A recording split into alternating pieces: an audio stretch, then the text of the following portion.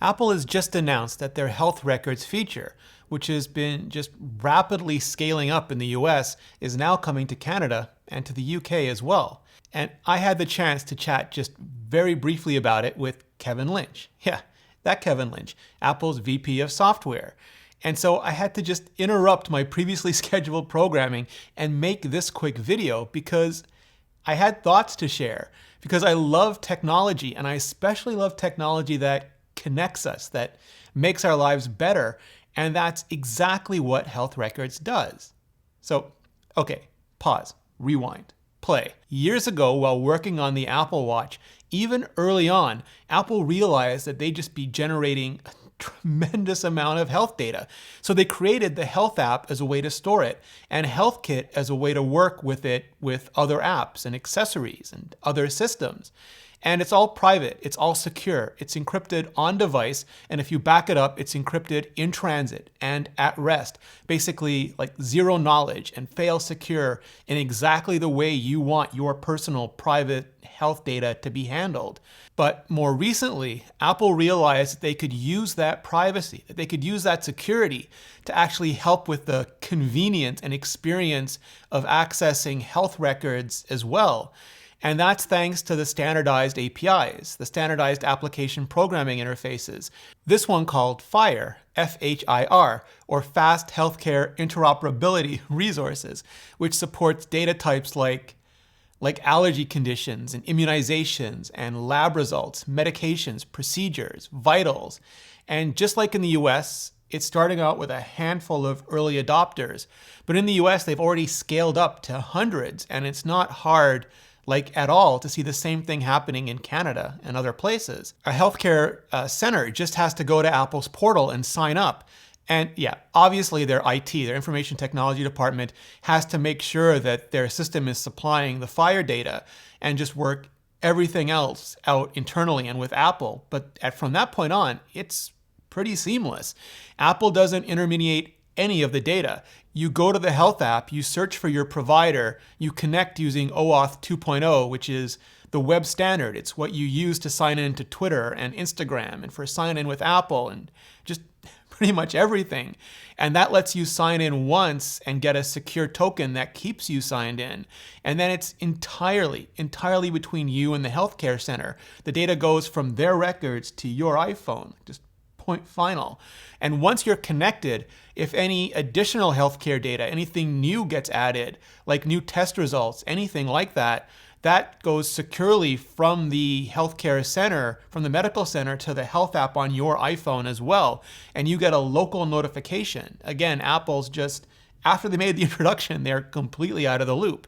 And that makes it easier for the healthcare center to get you your data and easier for you to just access it. So it's a win-win, like a total win-win. But it's even more of a win for us because Apple's Health app, it also lets you connect multiple healthcare data sets. So if you got old data from where you used to live, like the medical center from a few years ago that you used to go to, or if you're currently going to multiple places, like some for general work, some for specialty work, different kinds of specialty work, you can see all of that together in a way that's just not possible with individual healthcare portals, which is like super win.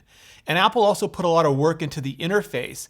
They don't show you medical imaging, so you won't see like x-rays or anything like that, but they do take all that raw FHIR data and parse it and present it in a way that's easy for everyone, people like you and me, people who don't work in medical labs to understand.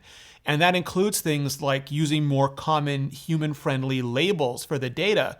But also, if you are more medically, technically minded, you can tap into the results and see the clinical terms and even the raw FHIR labels for everything if you want to. And I love that. I just love that so much. Interface complexity scaled by depth of engagement. It makes things super accessible for everyone, but also keeps the deeper details available for anyone who wants to really just dig into them. And just balancing privacy with convenience and security with functionality. It's always tricky, the best of times. And Apple is definitely keeping more towards the privacy and security side with health data. For example, usually you can just consent once to share some of your data with an app or accessory like your steps or whatever. And once that connection is made, it just persists. It just always gets to see your daily steps.